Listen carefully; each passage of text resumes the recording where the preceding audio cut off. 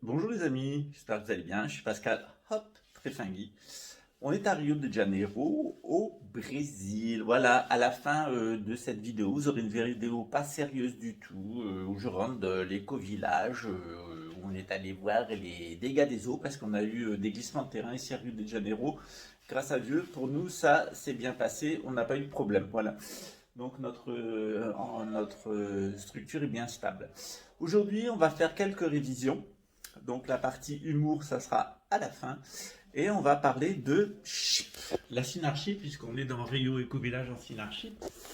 Alors figurez-vous que bah voilà, c'est ça ce dont on va parler. Voilà. Après le générique, vous en saurez plus. Pourquoi est-ce qu'on en parle de ça? Eh bien, figurez-vous que je regardais la chaîne d'un toxicomane suisse spécialisé dans la reprise de vieux tubes anglo-saxons.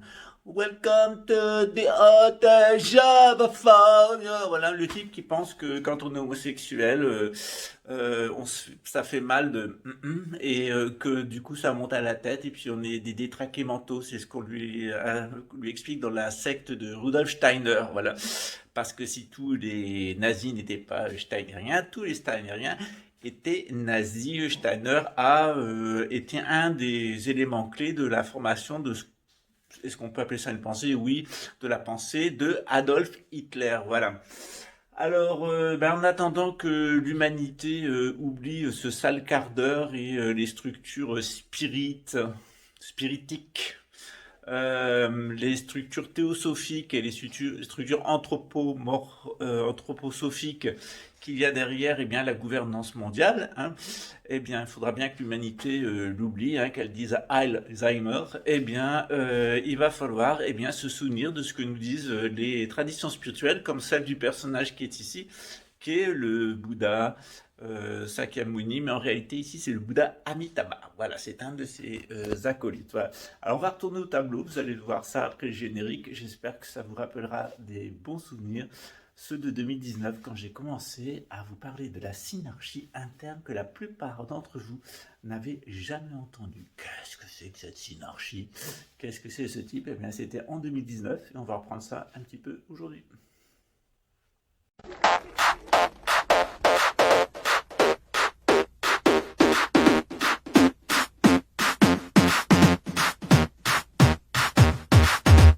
One, two, three, four, five. Everybody in the car, so come on, let's ride to the liquor store around the corner. The boys say they want some gin and juice, but I really don't wanna be a buzz like I had last week. I must stay deep, cause talk is cheap. I like Angela, Pamela, Sandra, and Rita. And as I continue, you know they getting sweeter.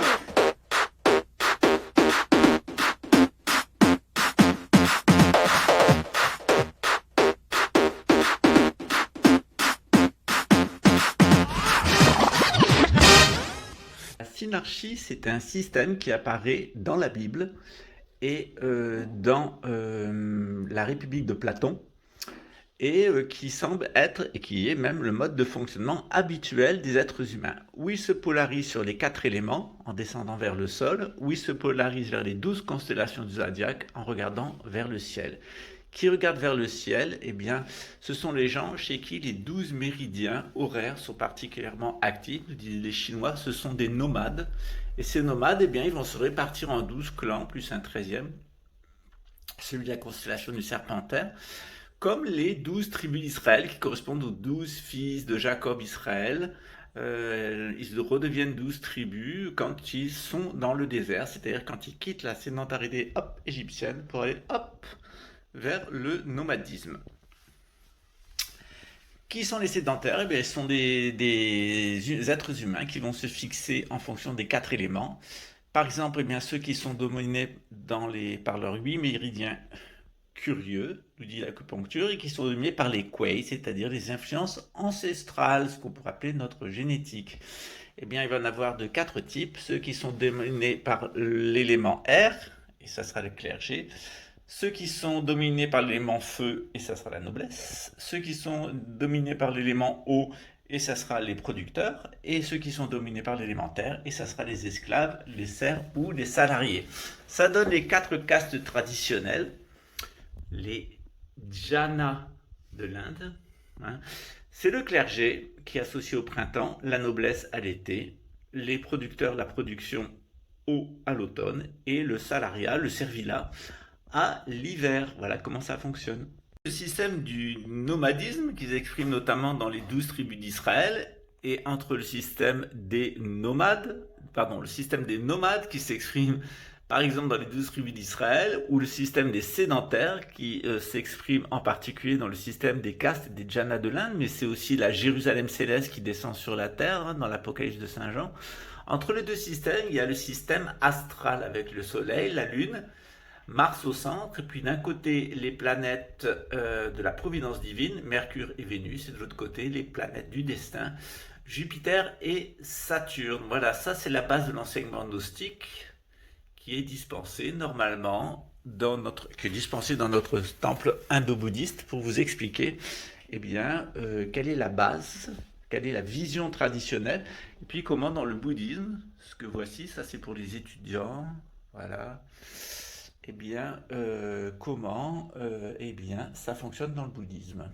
Un autre concept de la synarchie, c'est qu'il y a la connaissance extérieure, l'exotérisme, qui porte particulièrement sur le monde sensible, sur le monde physique, sur le monde naturel, qui est encadré par la religion, qui nous dit comment on doit voir les choses. Hein. Religion, c'est relegere, relire.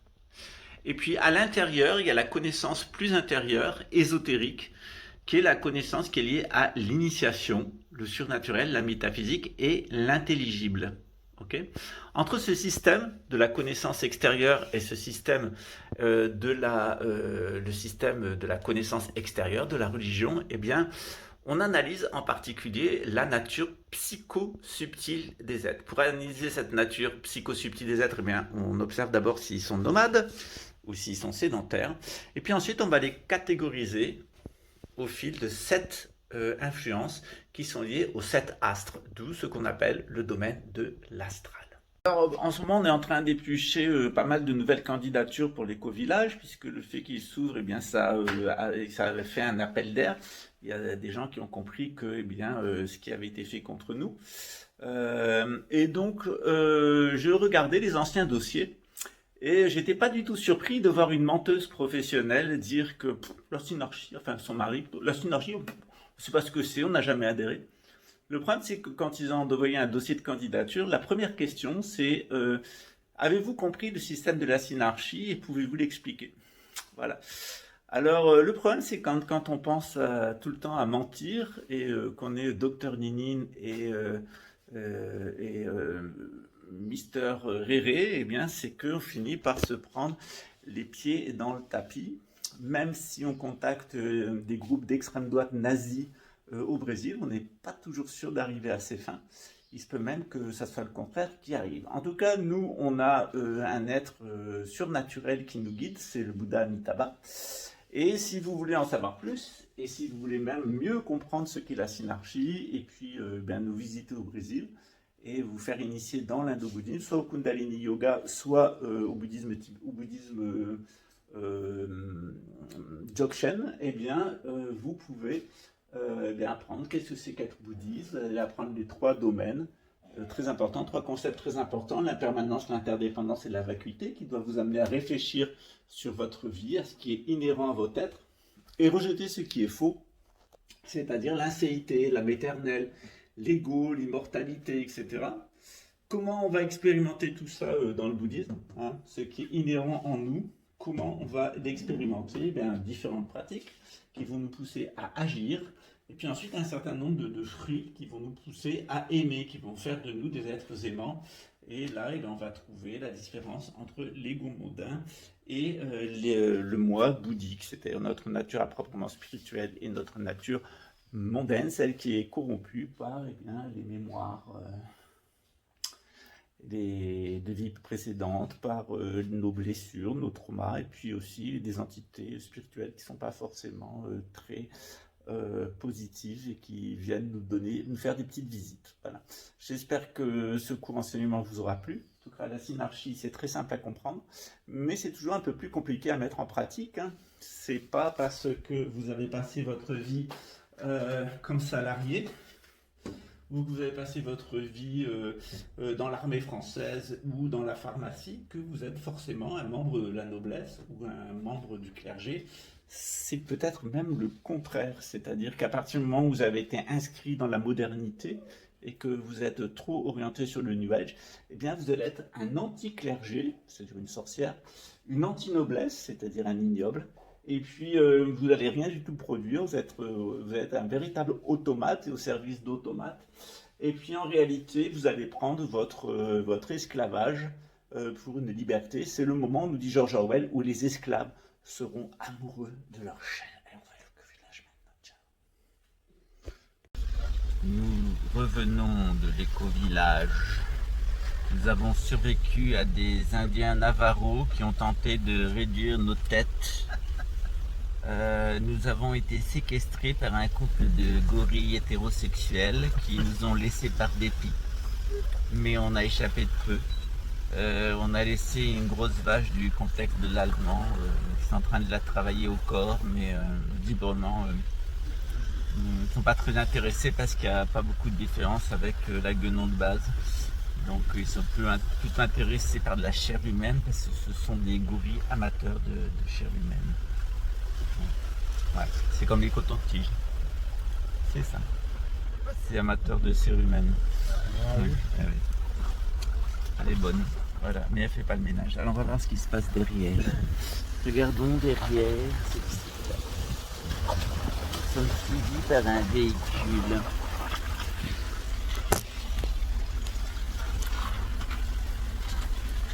Qu'entends-je, que vois-je? Mais c'est très fin guide. Bonjour très fin guide, tu n'es pas dans la télévision? Petit coquin. Bon, voilà. La Parkinson, elle va faire une dépression nerveuse. Ouais. Je pense qu'on devrait commencer par mettre la pharmacie sous scellé peut-être. Hein, ça serait un bon progrès déjà.